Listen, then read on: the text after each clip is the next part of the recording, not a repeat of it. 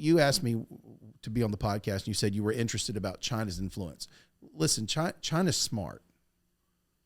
China is smart, and China understands there's two weaknesses that we have. There's many we have in America, but our leading two weaknesses, and they are our leading two weaknesses. Make no mistake about it.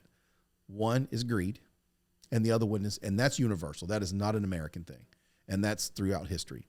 But our wokeness, and by wokeness, I'm gonna latch into that and say that the wokeness includes being politically correct. We are terrified of offending people. Mm-hmm.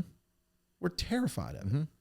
Now, that's offending the right person. We don't mind offending someone, Yeah, that's a good point. Yep. Right? Yep. But we're terrified of that. Well, the Chinese are not stupid. They're brilliant people when this, and they know that that's one of our Achilles heels. And they're going to use that to their advantage. And if I were them, I would do the same thing. Where's the soft underbelly? And I'm going to exploit it like crazy. Greed and wokeness. Greed and this insatiable appetite to make sure that we don't look like we're going to offend someone. They don't care. I had a friend of mine that lived in China for 12 years. She's fluent. She said, you have no idea what it's like in China. She said, it's the most amazing thing. All the people in China, they look Chinese. I said, okay. She goes, well, wait a second. Let that wash over you for a minute. They don't have the diversity that we have.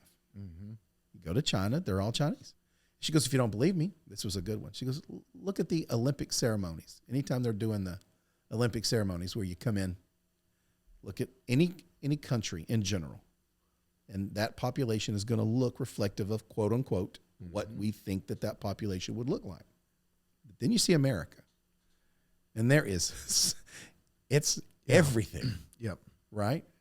So that's an experiment we have as America to deal with issues that a lot of other countries don't, and we have to on a scale that other countries don't.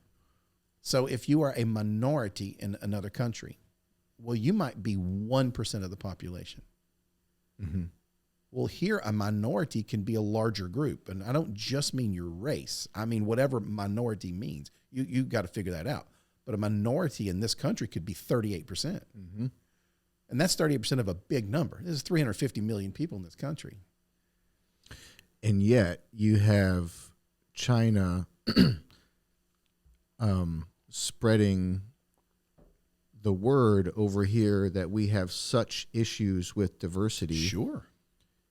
While at the same time, they have, 1% or less, and they're doing crazy things. And so Joe Rogan had someone, he's the biggest platform in the world right now. I don't know if you knew that. His podcast It's is insane. His numbers are ridiculous.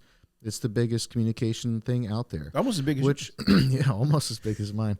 Well, what's interesting about that, I think, is that I do see that as like a glimmer of hope in terms of free speech, and sort of if we can't trust news organizations anymore, which I think most reasonable people that are paying attention would say they've just lied too much at this point. It's clear that they are pushing a narrative, right? And so we can't really trust them. Or at least for people that are paying attention, I think there's probably plenty of people that are still plugged into that and they're just believing whatever it said. But if you can have things through the internet like a podcast, right, and some of them one of them turns into being the biggest in the world, the biggest platform in the world, it's not going to stop with just one. You know what I mean? And that can be a way to get word out, truth out, not pushing a narrative, and sort of combat against kind of a top-down media that seems like it's pushing a narrative. So that's a glimmer of hope.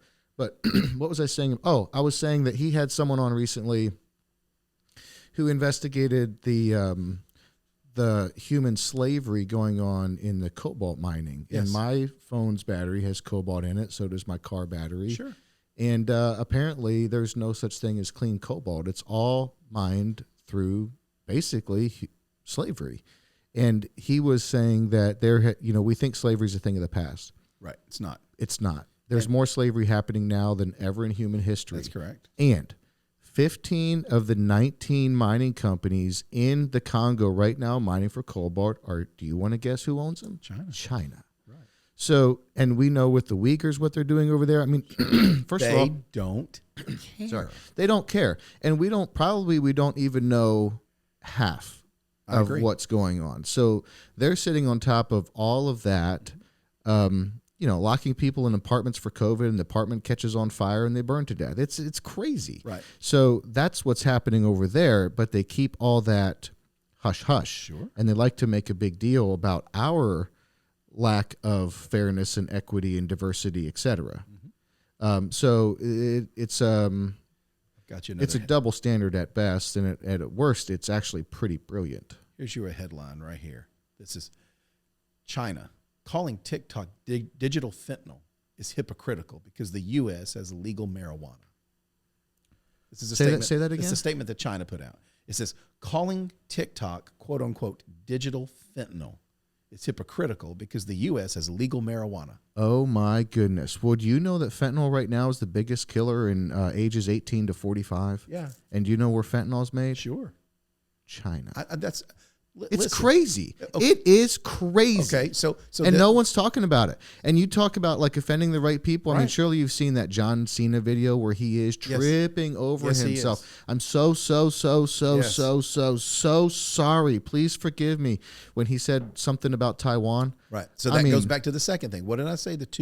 What did I say that the two problems, the biggest issues in America were? One was wokeism or political correctness. What was the other one? Greed. Greed. And that's what falls into greed. Follow the money. Yeah. When I was on the podcast last, we talked about a book called Factory Man. It was the furniture, the Bass Company, right? I remember.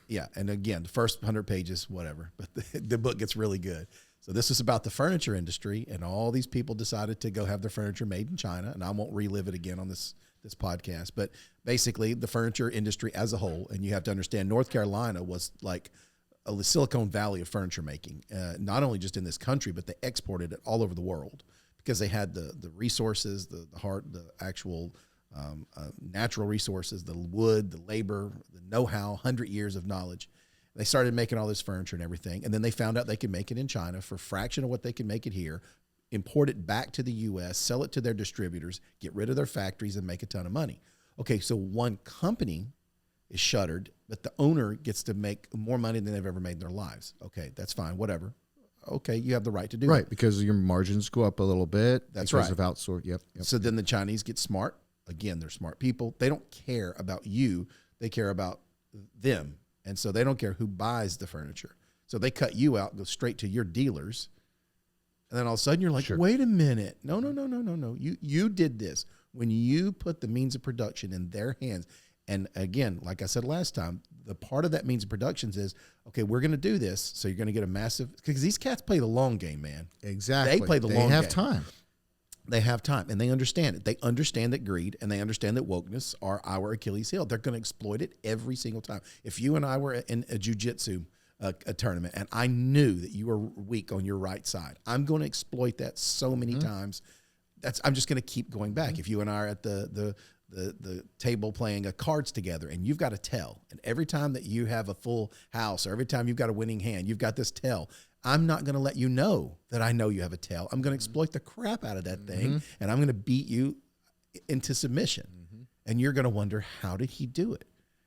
If you're a pitcher, a lot of pitchers on the mounds, they have to work on not having a particular kind of tell before they throw a particular kind of ball. And there's been many situations in history where the batter knew that, and they never told anybody. And they were like, why do you always dominate against that pitcher? Well, it's because I know that every time he's going to throw a curveball, he puts his tongue out to the left, and he doesn't even know it. I just saw a thing that Andre Agassi played against, who did he play against? I think it was Boris Becker or somebody like that. Andre Agassi was a tennis player for you youngsters. And it was one opponent that he used to play against, and he would beat him all the time. And the guy couldn't figure it out. And he always knew if he was going to serve left, he would put his tongue out to the left side if he was going to start. And he never knew he did that. And he didn't tell him until after he retired that that's how he did it. He's like, oh, my God, you dominated me that bad because I had a tell. Okay, well, Americans, we have a tell, wokeism and greed. And the Chinese know this. And so you cut the furniture guy out, you go sell to the dealers. And, okay, so now what happens is thousands of people lost their jobs. It wasn't people that just made the furniture. It was all the ancillary businesses that fed that. So the loggers and all that stuff. Okay. Well, the Chinese said, look, if you're going to put your plant here, you got to teach us what you know.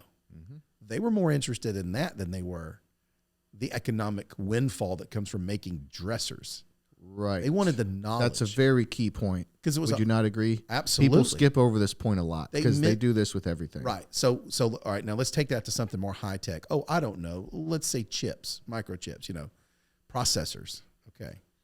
Well, so you have the ability to have a factory here in America. Well, let's say that it cost you $100 to make a chip. You can make the same chip for $15 in China. Well, I don't have to be an idiot. I can do basic math. That makes more sense. Mm-hmm. Well, the question is, does that become greedy to go over there? Or does that make good economic sense? And that is a legitimate debate we can have. Mm-hmm. But you can't just look at the bottom line. You've got to look at all these other factors. All right. So then okay, well, how does that work? Well, so we go over to China. Well, again, what are they interested in? They don't care about the economic windfall of making the chips. They want the knowledge. Mm-hmm. And so all of this intellectual property that we have here, all this inventiveness and this innovation that we have, that's what they're after. Mm-hmm. All right. It's one of the reasons why when we would have spy planes, we would make sure that there was some kind of a kill switch or that would blow the thing up or a destruct button or whatever. It was a big deal when the U-2 spy plane went down and Gary Powers in the 60s over Russia. We didn't want them to get the plane. In World War II, we had a sight system in our planes that was just legendary. It's one of the things that helped us win the war.